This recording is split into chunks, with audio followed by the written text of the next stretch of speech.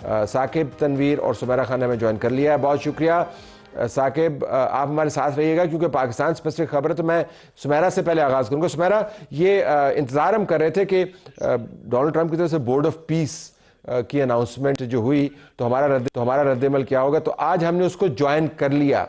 आपके ख्याल में इसमें सबसे अहम लाइन क्या है जो फॉरेन ऑफिस की प्रेस रिलीज आई है?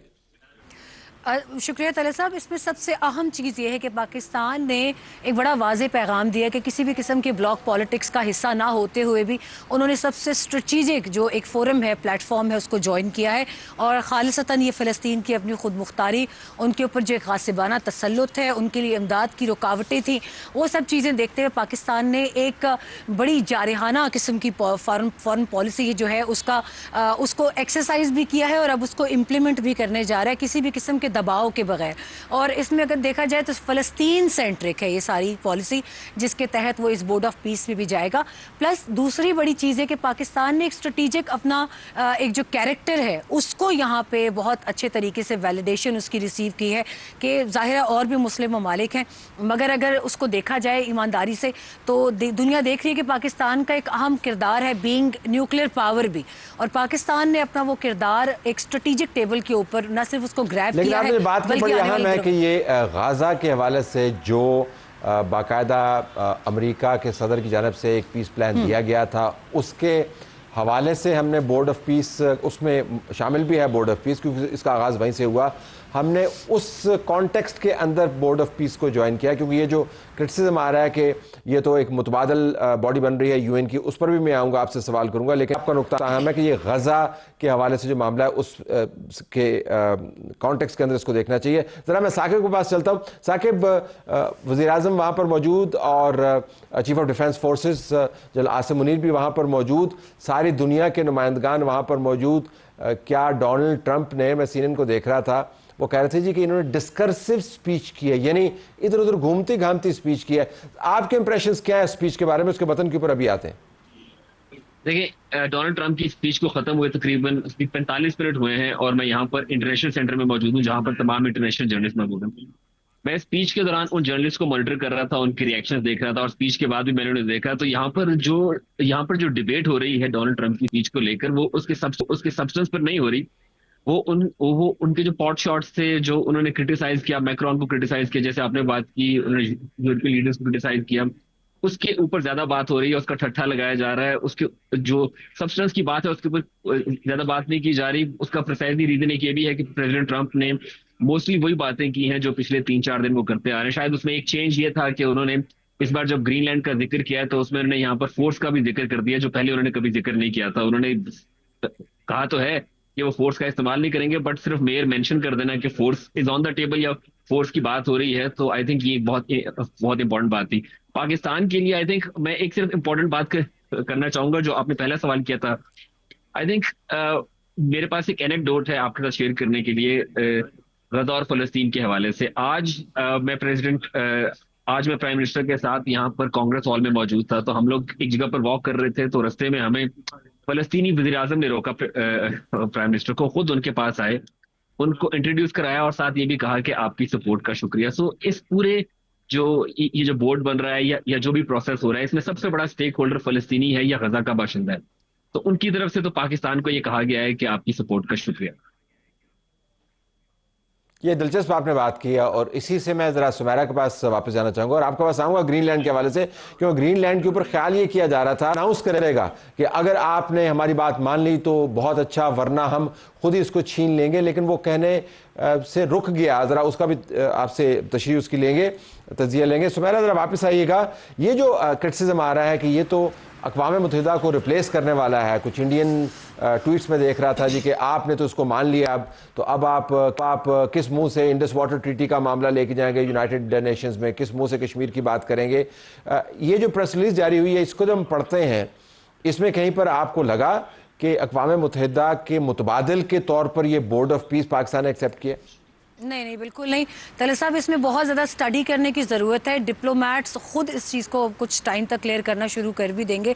एक तो दो तरह की चीज़ें सामने आ रही हैं इन एवरी डिस्क के, जो इंडियन साइड से आ रहा है उसमें शायद ये बताने की कोशिश कर रहे हैं कि अक़वाम मुत्तहिदा की रिप्लेसमेंट है, लेकिन दूसरी तरफ आप खुद देखें there it would be bifurcated in two powers. अभी थोड़ी देर के बाद हम ISF को भी डिस्कस करना शुरू कर देंगे, आज नहीं तो कल। इंटरनेशनल स्टेबलाइजेशन फोर्स और बोर्ड ऑफ पीस, आपको याद होगा सितंबर में प्राइम मिनिस्टर शहबाज शरीफ और CDF जो थे वो वाशिंगटन में भी ट्रंप से मिले थे, और उससे पहले 2 मुलाकातें प्राइम मिनिस्टर शहबाज की हुई थी न्यूयॉर्क में।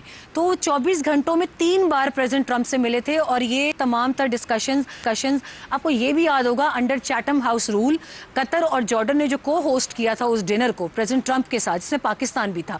ये सब चीज़ें वहाँ डिस्कस हो चुकी थी, तय ये पाया था कि इसको हम बाद में इशू करेंगे। तो ये प्रोपेगेंडा इसीलिए किया जा रहा है। अब ISF जब इस्टेब्लिश होती है तो पाकिस्तान का उसमें वजारत खारजा का कोट अनकोट बयान है कि वो अक़वाम मुत्तहिदा के मैंडेट के मुताबिक होगा, पाकिस्तान की आवाम की उमंगों के मुताबिक होगा, और फ़लस्तीनियों के ग्रेटर इंटरेस्ट में होगा अगर पाकिस्तानी फोर्स उसको ज्वाइन करती है।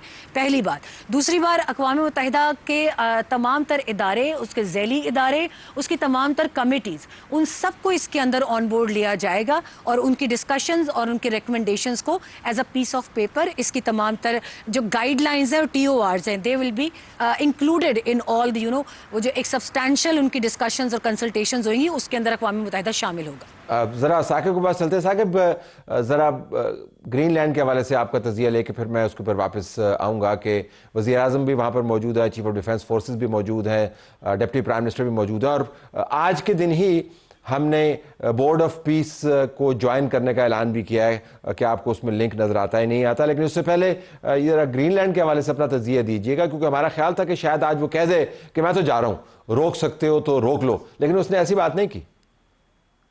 आई थिंक जब उन्होंने अपनी स्पीच का आगाज किया था तो उन्होंने अपनी यूरोपियन रूट्स का जिक्र किया, उन्होंने ग्रीनलैंड के लोगों की तारीफ की, तो लग ही रहा था कि शायद उनकी स्पीच का आगाज डैमेज लिमिटेशन से हो रहा है, जो पिछले 3-4 दिनों में उनके बयानात की वजह से हुई है। बट ट्रंप बीइंग ट्रंप, उन्होंने डैमेज लिमिटेशन के बाद एक बट का लफ्ज बोला, और बट के बाद फिर उन्होंने जो तनकीद के निस्तर चलाए हैं तमाम अफराद के ऊपर, यूरोपियन अफराद के ऊपर, वो आपने सुनी है।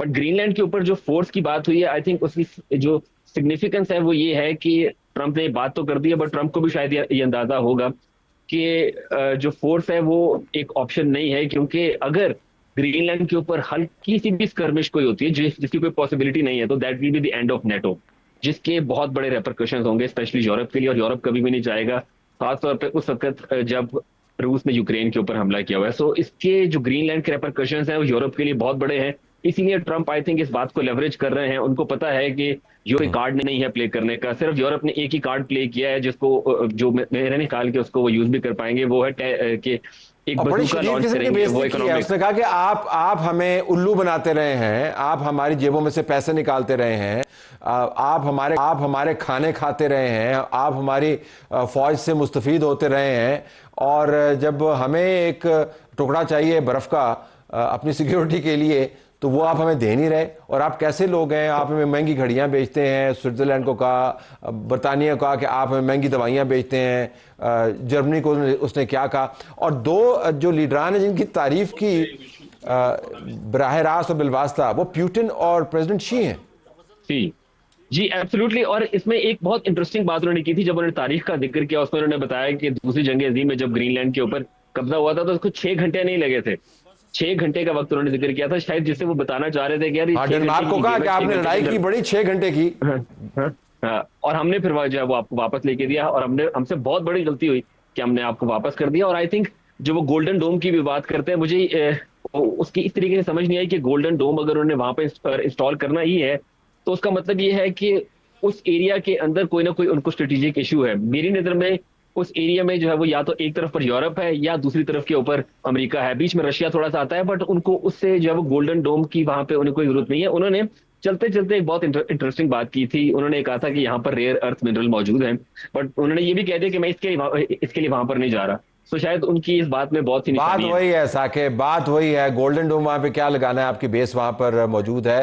वैसे उसने इसराइल को भी एक तरह से अपनी जगह पर रखा। उसने कहा कि ये तुम कहते रहते हो कि हमने बड़ी ज़बरदस्त इंटरसेप्शन की, ये टेक्नोलॉजी है नेतन्याहू को, वो कह रहे थे। But thank you Saqib. मैं ज़रा वापस जाऊँगा सुमेरा के पास। सुमेरा, अब हम जब बात कर रहे हैं तो जो वज़रा ख़ारजा हैं उस तमाम ग्रुप के जो गज़ा के हवाले से बना हुआ है, उन्होंने एक इकट्ठा बयान भी जारी किया है और बोर्ड ऑफ पीस की अब इज्तिमाई इंडोर्समेंट भी आ गई है उस ग्रुप के हवाले से जो गज़ा के अंदर स्टेबलाइजेशन फोर्स भी लेके जाएगा, रिकंस्ट्रक्शन भी करेगा, डिसआर्ममेंट भी करेगा। तो ये पाकिस्तान के स्टैंस को रीइंफोर्स कर रहा है। ये बिल्कुल करें, लेकिन तले साहब इसमें एक और बड़ा कैच 22 है। अगर आपको याद हो तो इससे पहले जितनी भी मर्तबा आग भड़की है अरब वर्ल्ड के अंदर लड़ाइयों की, उसमें एक मर्तबा एक बहुत बड़ा हिस्सा सनाए पेनिनसुला का इजिप्ट का गया, गोलन हाइट्स दूसरे मुल्क का गया, सीरिया के साथ अलग चीज़ें हुई। मतलब इस पूरे खित्ते के अंदर हमेशा कुछ ना कुछ गया ही है। और फ़लस्तीन का भी एक बहुत बड़ा हिस्सा हमेशा हर अटैक के बाद इसराइल के हाथों में जाता रहे।